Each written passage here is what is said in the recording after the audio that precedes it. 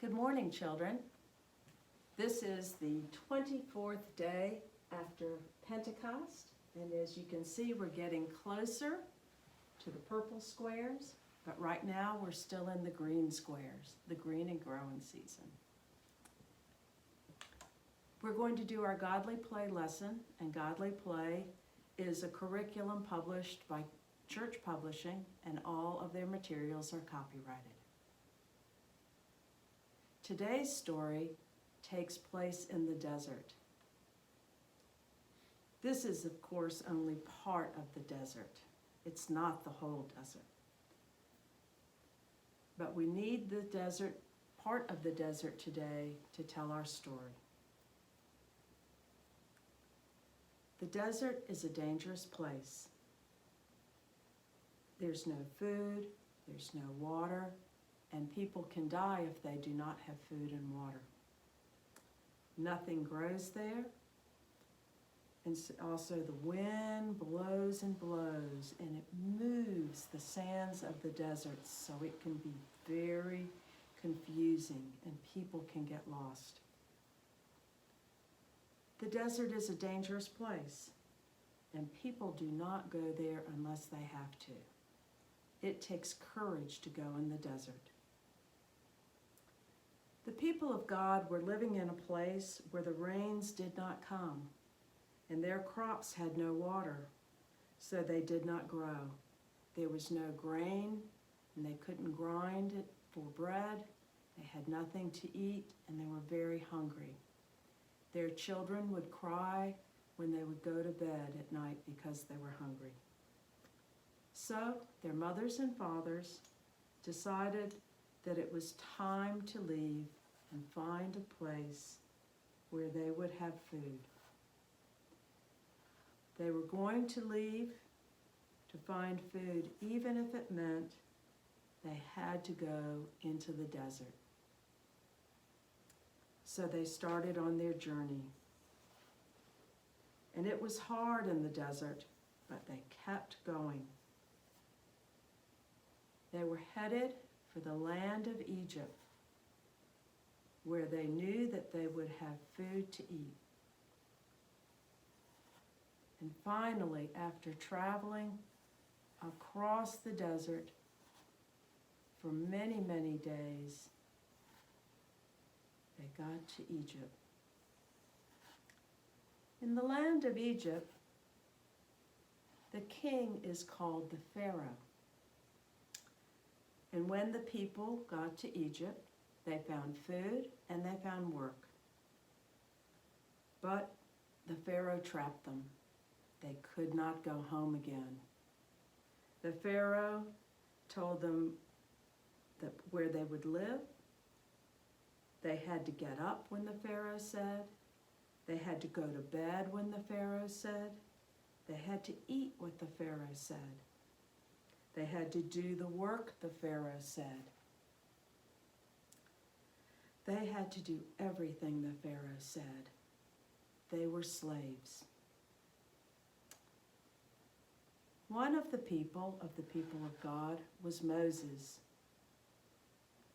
And Moses went to Pharaoh and said, "Let my people go." But Pharaoh said, "No." Moses would try many times to go and ask the Pharaoh to let his people go. But the Pharaoh always said no. But then many strange things started to happen in the land of the Pharaoh. But it did not change the Pharaoh's mind. He kept saying no.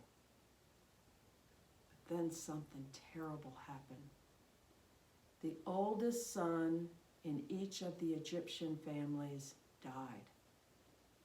But the oldest sons of the people of God, that their sons did not die, because their parents put the blood of a lamb over their doorways, and the angel of death passed by their homes.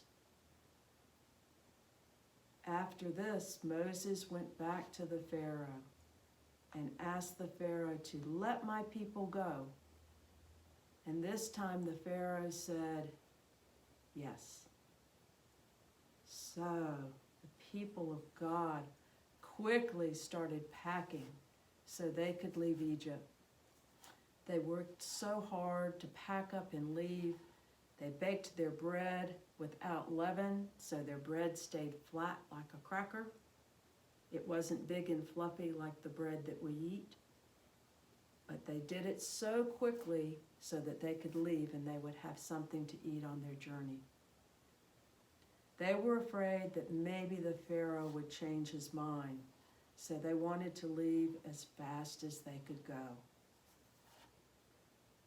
As they started through the desert with Moses, they heard something that scared them. They heard the horses coming, and they heard the chariots that sounded like thunder coming through the desert, racing after them. The Pharaoh's army was coming after them to take them back.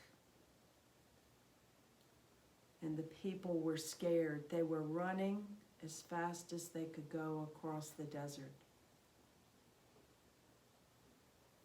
But the Pharaoh's army pushed them up against the water, and they felt like they were trapped. But Moses came close to God, and God came close to Moses. And Moses knew what God wanted him to do, and he showed Moses the path to save the people of God. God rolled back the water in a path so that Moses and the people of God had a path to go through. They may have felt confused or scared, and they were running as fast as they could go to get to the other side, running through the path in the water. When they got to the other side, the water rolled back, and the Pharaoh's army could not cross the river. The people of God and their families were free again.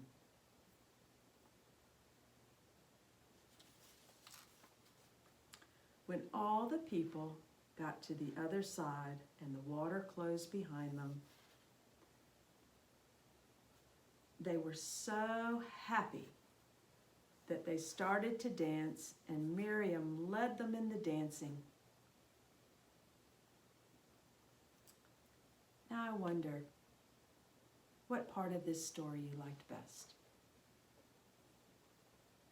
I wonder what part of the story is most important. I wonder what part of the story is about you, and who are you in the story?